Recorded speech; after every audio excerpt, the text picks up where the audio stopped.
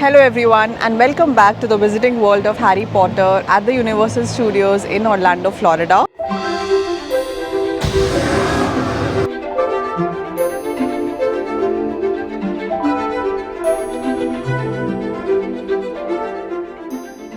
If you have been watching my videos, you would know that it's my second day here. I already spent one amazing magical day at the Islands of Adventure at the Universal theme park here, exploring the Hogsmeade village and taking multiple rides on the Hogwarts Express. And I am back today again to explore the Diagon Alley. So I'm here at 8:15 a.m. and the Universal Studios these days it's closing at 5 p.m. because of the Halloween celebrations that they have late in the night.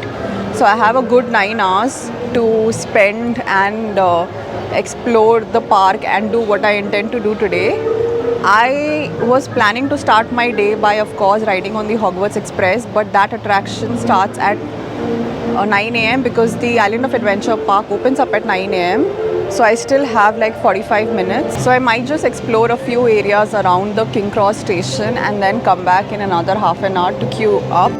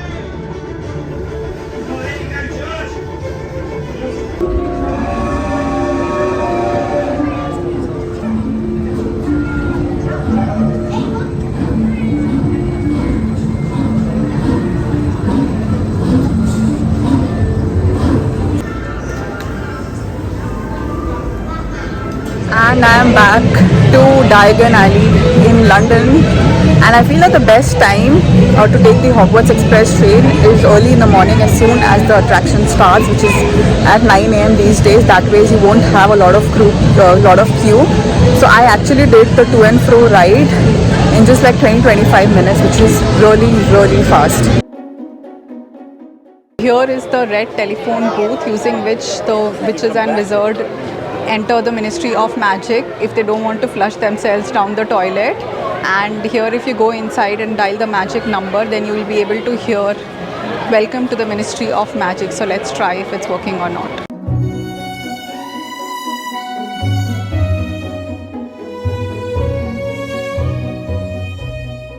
So inside the red telephone booth, dialing the Ministry of Magic. So it's 62442. So let's try.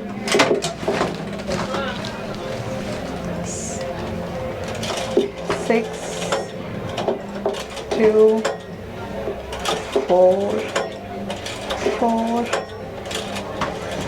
2. Right outside the King Cross station, we have this magical fountain, and then of course we have the night bus, which is the bus for stranded witches and wizards. And I just got a picture clicked with the conductor, Stan Shunpik, and of course the talking head. He actually talks to you. If you go there, he'll interact with you, ask you for your name and how are you doing. So it's a nice little fun interaction.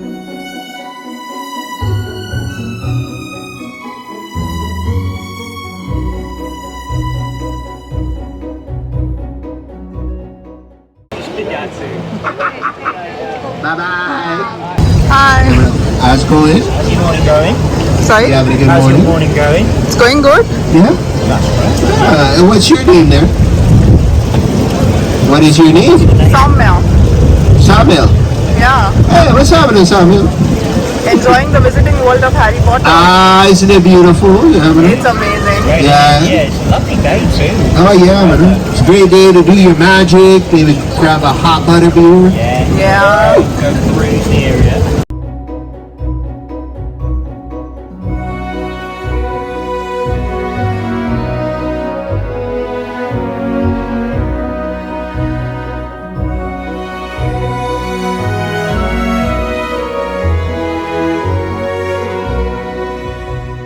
Guess where I am standing right now? I am actually inside the night bus, which is the bus for Stranded, which is an wizard, and take a sneak peek inside the night bus. They have recreated it exactly as we saw it in movie 3. I'm quickly going to show you the interiors of the night bus. They have the beds and the curtains and all these trunks, all these luggage of all the witches and wizard. And they also have the toothbrush. They have the toothbrush holder and the toothbrush. Oh, it's so nice. I remember in the movie they mentioned that you need to pay extra if you want a toothbrush, and they have some hot water bags over there, and then there is something upstairs as well that we cannot see. But yeah, this is the interiors of the night bus. A very special thing about this particular night bus is that it was one of the 2 original props that was used in the movie. So that's a very cool fact. So make sure that you get a picture click with the original night bus.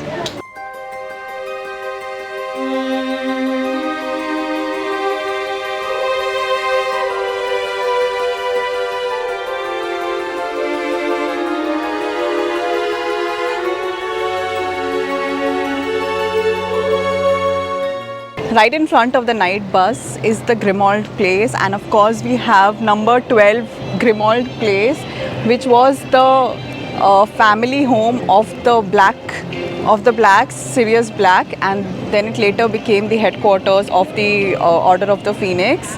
So a very interesting thing that you have here is you can actually go and knock on the door of number 12 Grimmauld Place, and you'll see somebody peeking from the curtain up on the first floor. So I'm going to show you who is that person peeking from the curtains.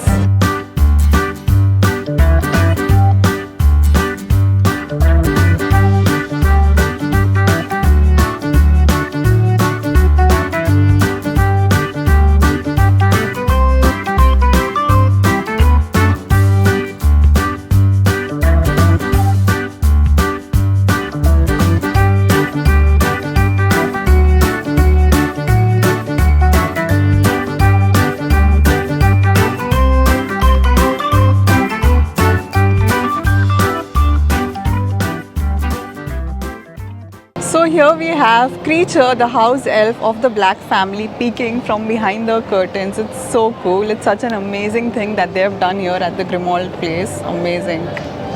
Taking a look inside the night bus and meeting the conductor Stan, and of course meeting Kreacher at number 12 Grimmauld Place. I am now going to make my way inside Diagon Alley, and it's located again right next to the King Cross station. And the entrance is such that if you are a muggle you might miss it, but if you are a wizard then you will for sure identify these red bricks. So make sure that when you are crossing you keep an eye out on the left side, otherwise you will miss the entrance to the world's most famous street, the Diagon Alley.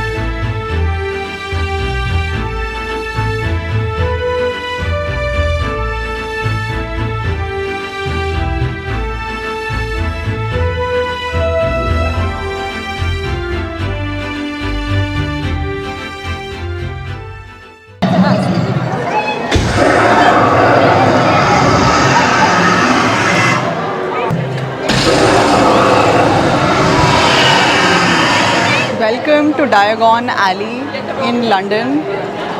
This is the place that Harry first visited when he got to know that he's a wizard. He came here shopping for all of his school essentials. They have recreated the entire Diagon Alley exactly the way they have shown it in movies. It's so cool. Behind me you see the Quidditch quality supplies. That's the first shop here, and that's where I'm going to start my exploration of the wonderful Diagon Alley. So let's start.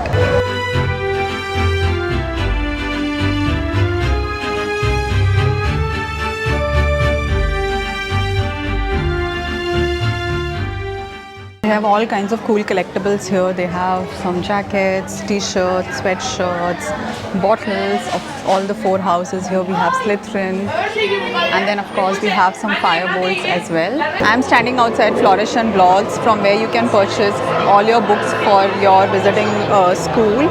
And here we have the Monster Book of Monsters, captured in the cage, and yet they have managed to destroy so many books. We can see like there are so many torn pages, and then here they have a stack of moving books moving magically.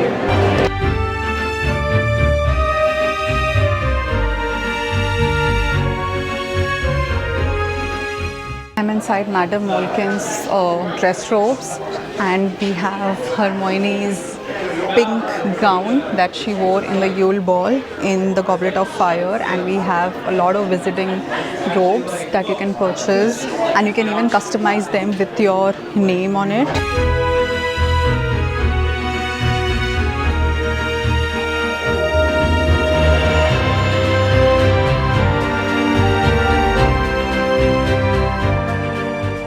This is the Spindle Warp's wool shop, and here you can see a sweater is knitting itself, just like they show at the Burrow when Mrs. Weasley is making sweaters, a magical self-knitting sweater.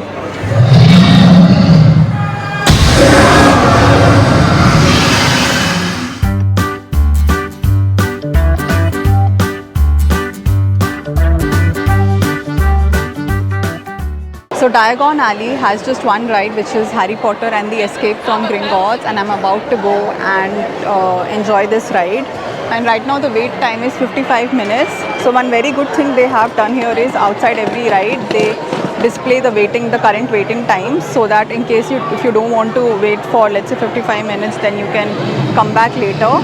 Also, at most of the rides, they have 2 lanes. No, they have 3 lanes actually. One is the express pass lane in case if you have an express ticket, which I don't think so you need if you're coming on a weekday. The second one is the general entrance lane, and the third is a single rider lane.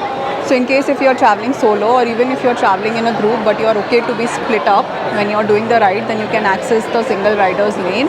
It is a little faster than the general entrance lane.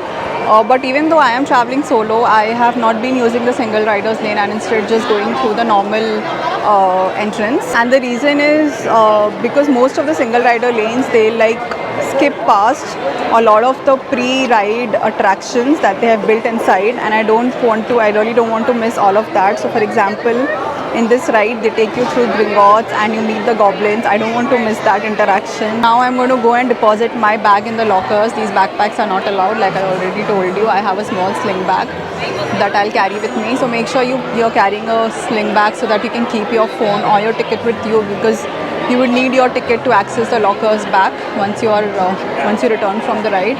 So yeah, let's go inside the Gringotts Bank and meet the goblins at the world's safest place to keep your money, apart from Hogwarts, of course.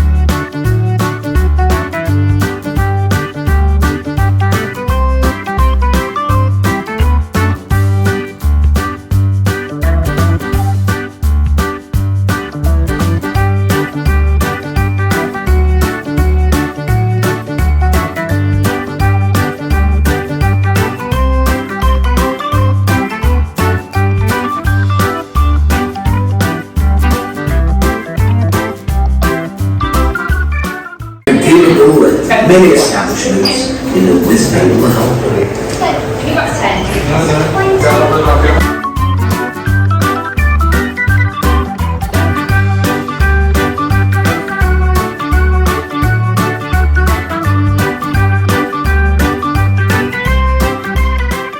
I just came back from the Gringotts money exchange that you see behind me. So inside you can interact with a goblin, and you can also exchange your muggle money for some visiting money. So they'll give you like a gift coupon of galleons that you can use at several shops in the visiting world. So that's a really cool thing in case if you're interested in that kind of a souvenir. But when I looked at it, it was just like a piece of paper. I thought they'll give like proper coins. If they were giving proper coins, then I would have definitely exchanged my money.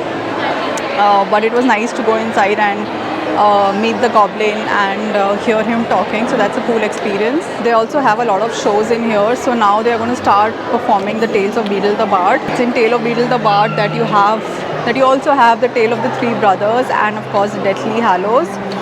So that is going to start very soon, right over here, right next to the Gringotts Money Exchange. A child raised in the wizarding world today who doesn't know about the tales of Beedle the Bard. The death was coming. He pretended to congratulate the three brothers on their magic and said that each had earned a prize for having been clever enough to evade him.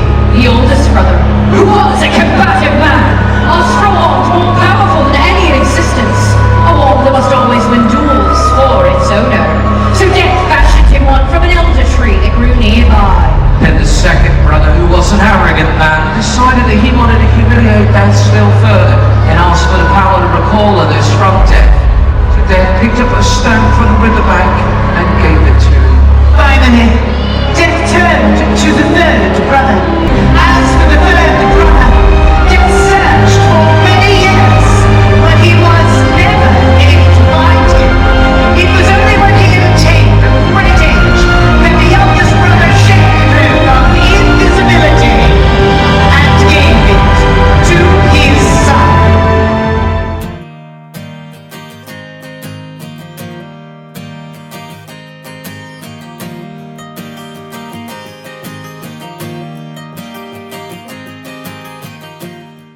So they have a few stores in here which is only for display purposes. So here we have the Dr. Filibuster's display of firecrackers. They have a lot of firecrackers in here.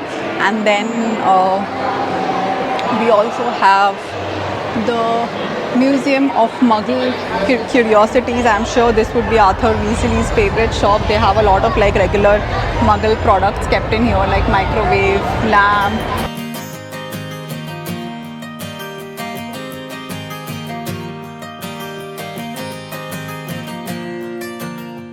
In case if you don't find a good wand at the Ollivanders, and you can also come to this shop which is the Wands by Gregor, who is another famous wand maker who made, if I remember correctly, Victor Crumb's wand and shop for wands over here as well. So here is Leaky Cauldron and you can order yourself some good food from here.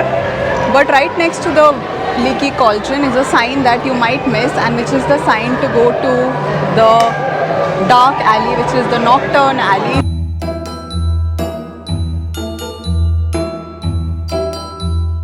You can't see me, but I'm here. The Nocturne Alley is really dark and we are going to enter the Borgin and Burke's Dark Arts shop.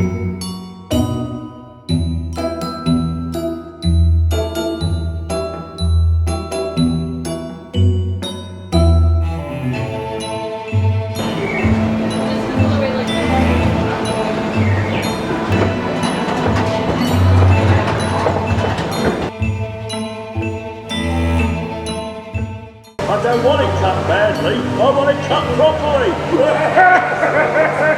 There was once an endless life, until he made the headsman for I just came back from Nocturne Alley and it was too dark in there to shoot anything properly. But you should definitely give Nocturne Alley a quick visit. It's a really cool place to visit. Cool as in literally very cool as well, because when it's hot outside you will really feel very cool inside. They have maintained the temperatures really low. But yeah, like I told you, it's quite dark and they have Borgin and Burke's, a shop that you can visit and buy some collectibles, and it has a lot of dark art stuff. Like it has the Hand of Glory, the one that shows light only to the person who carries it. They also have the Vanishing Cabinet, which Draco Malfoy repairs in season 6. And if you stand close to the Vanishing Cabinet, you can actually hear the bird inside. They also have the trunk in which the original Mad-Eye Moody was captured. And make sure that you look up at the roof because they have created a really cool effect, and you also get to see the dark mark. So now I'm going to continue walking in Diagon Alley.